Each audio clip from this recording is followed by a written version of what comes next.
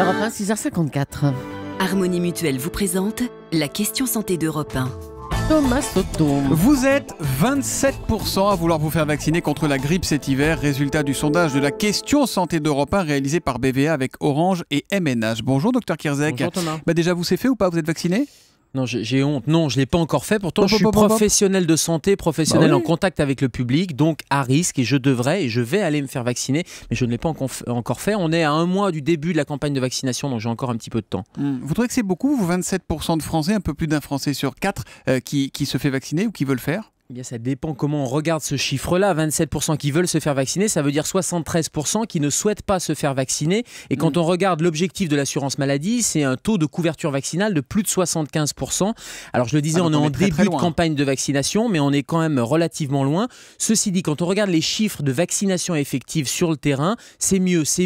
C'est le meilleur chiffre depuis ces 4 dernières années. Et c'est probablement un effet collatéral d'Ebola. Les gens ont entendu beaucoup parler d'Ebola, beaucoup parler de ce risque infectieux, et donc ressentent un besoin de protection. Et donc l'effet bénéfique, j'allais dire, c'est qu'ils vont un peu plus se faire vacciner. Peut-être une question naïve, mais se faire vacciner contre la grippe peut protéger éventuellement d'Ebola ou ça n'a rien à voir? Non, ça n'a rien à voir. C'est le sentiment de protection qui est induit chez les gens.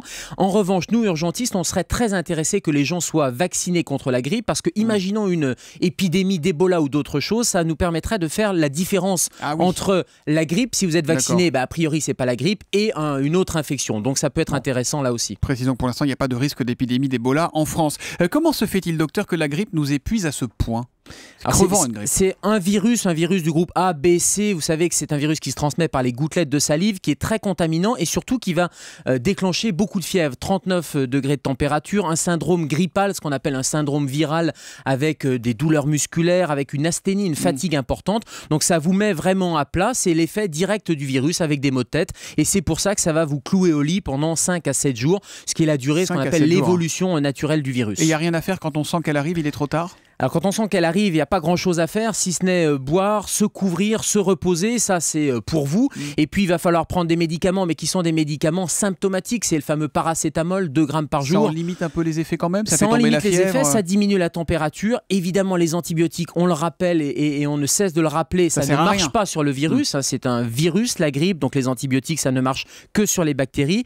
Vous pouvez éviter de contaminer votre entourage, donc ça veut dire porter un masque, vérifier que vous utilisez bien les mesures barrières. Vous savez, vous lavez les mains, vous utilisez les solutions hydroalcooliques pour éviter de transmettre ce virus. Et si vous êtes une femme enceinte, si vous êtes une personne à risque, comme on dit, une maladie chronique, un diabète, une insuffisance respiratoire, ou encore si vous pensez que votre enfant a la grippe, un bébé, non, il ne faut pas se faire vacciner, il faut aller consulter son médecin parce que c'est dans ces cas-là que la grippe peut être une grippe, ce qu'on appelle une forme maligne, une forme grave. Et le vaccin, il est vraiment indispensable pour qui alors? Les femmes enceintes par exemple? Alors, il est indispensable pour les personnes à risque parce que c'est là où la grippe est dangereuse. Donc c'est femmes enceintes, personnes de plus de 65 ans, patients souffrant de maladies chroniques.